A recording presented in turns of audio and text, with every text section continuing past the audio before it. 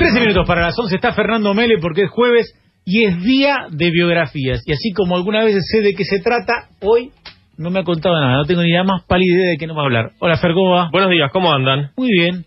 Hablaremos de un personaje argentino. Argentino, vamos a circunscribir.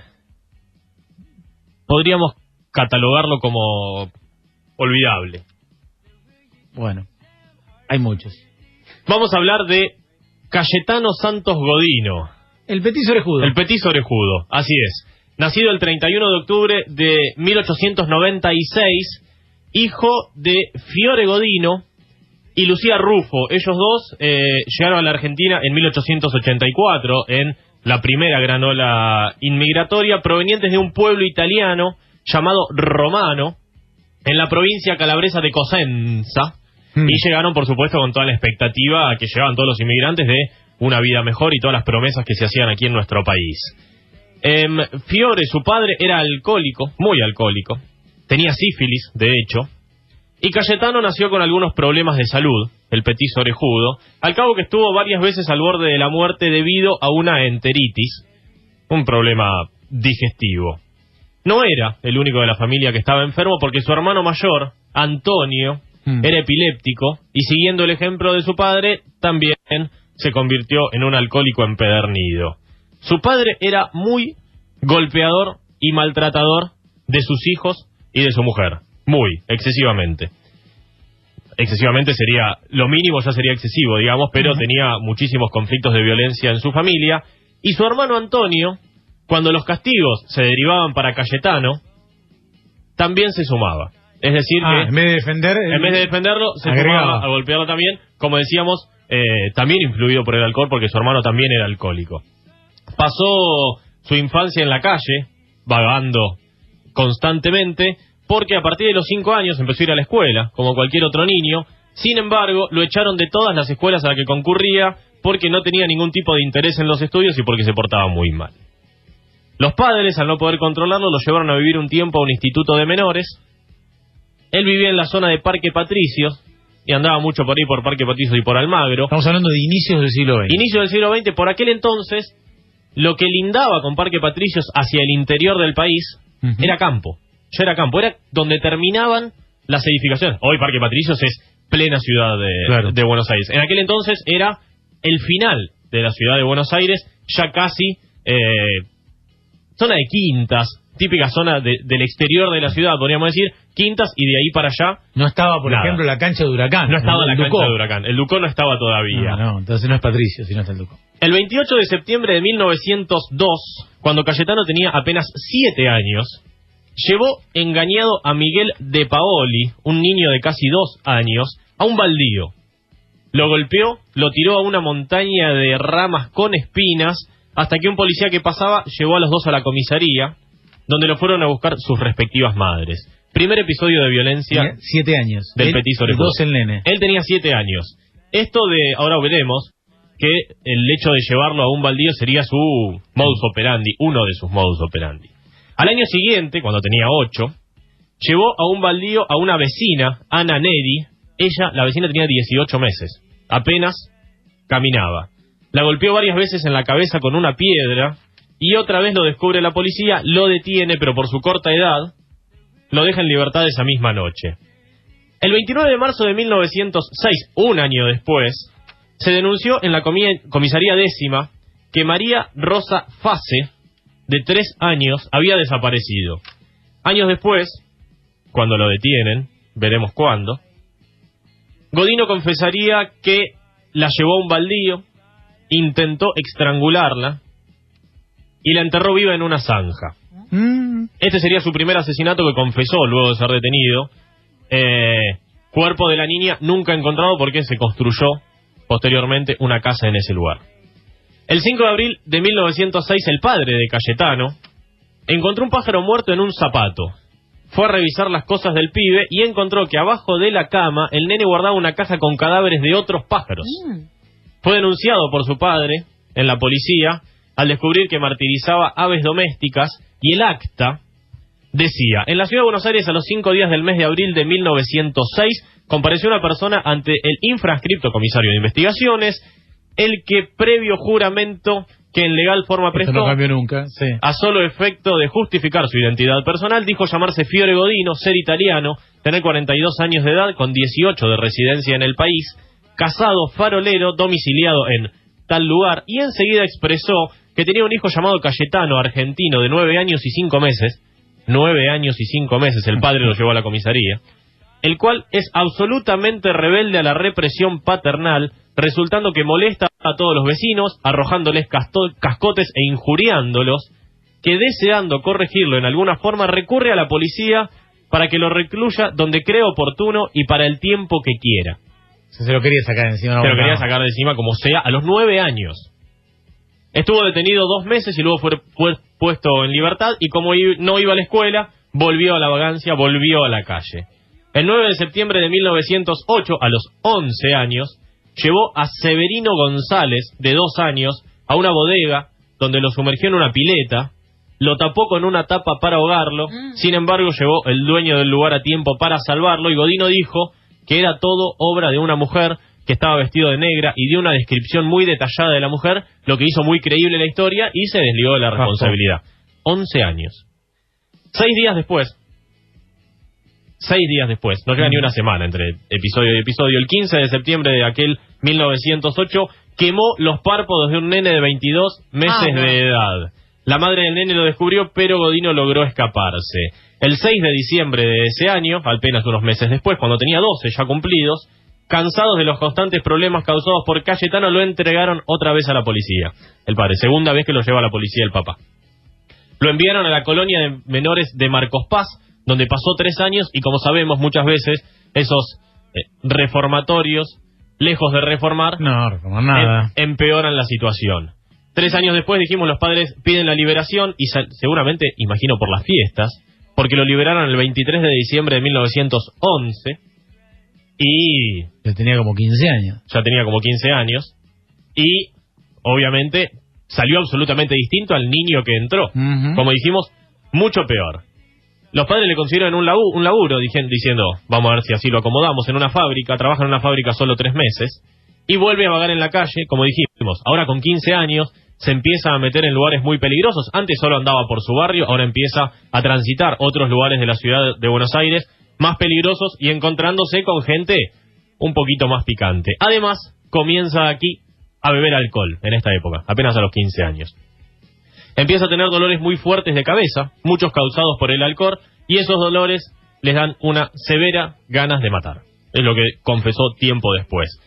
Es en esa época cuando comienza a ser conocido con el apodo del petiso orejudo. No hace falta mencionar por qué, todos alguna vez hemos visto la foto de un señor con unas orejas muy prominentes. Digamos que da un enorme aval a una teoría luego dejada, por supuesto, de lado, que es la del hombroso, ¿no? El derecho penal. Exactamente, que ahora la mencionaremos porque tuvo que ver en esta cuestión. Y claro, parece si vos lees los escritos del Hombroso, de cómo él describe a un delincuente, y ve parece que está inspirado en Godino. Exacto. A pesar de que es anterior, ¿no? Por los estudios del Hombroso, ahora vamos a ver qué sucedió con Godino. 1912 fue el año donde desarrolló la mayoría de sus ataques, y vamos a enumerarlos. A los pocos días de ser liberado, dijimos el 23 de diciembre, el 17 de enero, apenas unos días después, incendió una bodega en la calle Corrientes. Era muy fanático del fuego él. Le encantaba prender cosas, prendió fuego un montón de cosas. Y además, prendía fuego los lugares y se quedaba a ver cómo todo ardía,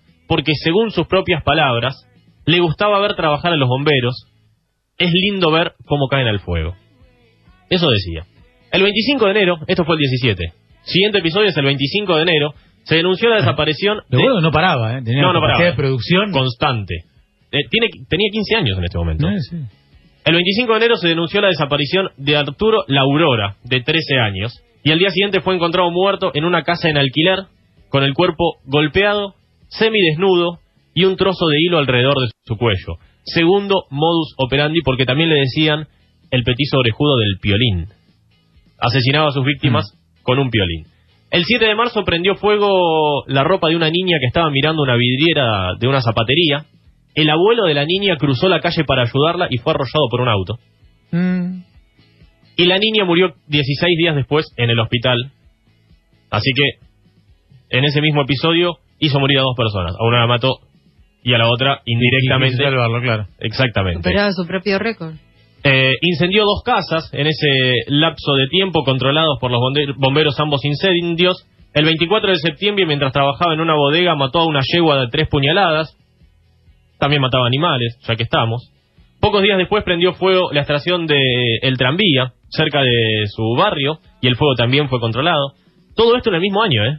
El 8 de noviembre, también de 1912... Lo raro es que no caiga, ¿no? Le dijo a Roberto Russo, un nene de 2 años, que lo acompañe al almacén porque le iba a comprar caramelos. Lo llevó a una plantación de alfalfa, le ató los pies, lo ahorcó con un cordón de zapatilla. El peón de la plantación lo encontró y Godino dijo que cuando él había llegado el nene ya estaba así y que lo estaba ayudando. El 16 de noviembre, es decir, una semana después, intentó golpear a Carmen Guitone, de 3 años, pero apareció la policía y consiguió escapar. El 20 de noviembre, 4 días después, se llevó una nena, Catalina, de 5 años, en busca de un baldío. La nena se resistió, la golpeó, un hombre intervino y otra vez logró escapar. Y llegó el 3 de diciembre, día en el que salió de su casa, vio una nena de 2 años a la que se quiso llevar también a un baldío, siempre engañándolas con comprarles caramelos, pero ella se resistió y se escondió en su casa. Siguió su camino, se encontró a unos niños jugando en la calle y le ofreció a uno de ellos, Gesualdo Romano, de 3 años, que lo acompañe al almacén para comprar unos caramelitos. Godino le dio algunos caramelos y le dijo al nene que le iba a dar más si lo acompañaba a cierto lugar. Lo llevó a una quinta, el niño se intentó resistir, lo tiró al piso, lo ató, se sacó el piolín que usaba como cinturón, le dio 13 vueltas alrededor del cuello del nene, pero aún así no logró matarlo. Salió de la quinta en busca de algo para poder asesinar al chico, se encontró con el padre del nene al que estaba intentando matar, y le dijo al padre, el padre le preguntó a ver si sabía algo del nene, le dijo que no, y que vaya a hacer la denuncia a la policía. El padre se fue, él siguió su camino, y encontró un clavo de unos 10 centímetros, y usando una piedra como martillo, le enterró el clavo en la sien. Lo cubrió con una chapa y se escapó. Esa misma noche, algo que hace todavía mucho peor la historia, fue el velatorio del nene. Después de ver cómo estaba el cuerpo en el cajón, increíble, se fue llorando. Se fue llorando, uno pensaría arrepentido del acto que había cometido. ¿Era por eso? No, él declaró que se fue llorando porque él quería que al nene lo velen con el clavo en la cabeza. Está bien. Un señor, un nene, porque tenía 16 años, que estaba absolutamente mal de la cabeza, y ahora describiríamos cómo lo catalogaron los doctores. 2 agentes de policía, Peire y Bassetti, ya tenían algunas pistas de todo lo que estaba sucediendo, y esa misma madrugada del 4 de diciembre de 1912 allanaron la casa de los Godino y encontraron en el bolsillo del pantalón de Cayetano un trozo del piolín con el que había asesinado a Gesualdo Romano. Lo había ahorcado, no lo había asesinado porque no consiguió matarlo. Cuando lo detuvieron confesó 4 asesinatos y varias tentativas de homicidio. Sin embargo, el juez lo absolvió por ser penalmente irresponsable, porque lo consideraba loco, porque consideraba que estaba enfermo. Y es allí que lo trasladaron al Borda, al hospital Borda. En el Borda atacó a 2 pacientes, uno que estaba en una camilla, postrado en una camilla, y otro que andaba en silla de ruedas, y además intentó escaparse. Es decir, ya era no solo loco, sino peligroso, evidentemente. Lo llevaron a la Penitenciaría Nacional, que se encontraba donde hoy está la Plaza Las Heras, en la ciudad de Buenos Aires, ya demolida la Penitenciaría Nacional, y en 1923, 10 años después, lo trasladaron al penal de Ushuaia, a la cárcel del fin del mundo, claro, donde hoy sigue estando la estatua en homenaje. En una de las cárceles creo que está, ¿no? Está en una celda, está dentro de la celda que él ocupaba. Sí, hay muchas estatuas de Tuve en Ushuaia, y en muchas celdas están las estatuas de los más famosos presos de aquel lugar. Sin duda, el primer asesino serial de la Argentina. Y probablemente, el primero de los conocidos. Por lo menos de los que se conocieron. Los médicos creían que en las orejas radicaba su maldad, como decíamos hace un rato, y es por eso que en 1927 le hicieron una cirugía para achicárselas y además cosérselas un poco más cercanas al cráneo, digamos. Las tenía muy abiertas como un... Porque en las descripciones del Lombroso dice que el biotipo del criminal tiene lo que él define como orejas en asa. Ajá, Las orejas exactamente, que parecen una taza. Claro, parecen como dos agarraderas. Que era, bueno, si uno ve la foto de Godín cuando era chico era así. Estamos hablando de estudios que hoy están, por supuesto, totalmente dejados de lado. Es por eso que que era así. se las achican en una cirugía estética y además se las acercan a la cabeza, se las tiran hacia atrás. Digamos, por supuesto, eso no tuvo ningún tipo de resultado. No. Los doctores concluyeron que es un imbécil o un degenerado hereditario, perverso instintivo, extremadamente peligroso para quienes lo rodean. Es un alienado mental o insano o demente. Sufre la locura moral, por definición muy peligrosa. Se sabe muy poco de qué sucedió con él en la cárcel de Ushuaia, en la cárcel del fin del mundo. Solo se sabe que en 1933 mató al gato del penal, tirándolo al fuego de la caldera del lugar, junto con unos troncos. No perdía cualquier cosa mataba. Cualquier oportunidad. Tenía un disfrute evidente por ver sufrir a otra persona. O otro ser, porque dijimos, mataba pájaros, mató una yegua, mató al gato. Los presos están muy encariñados con el gato del penal.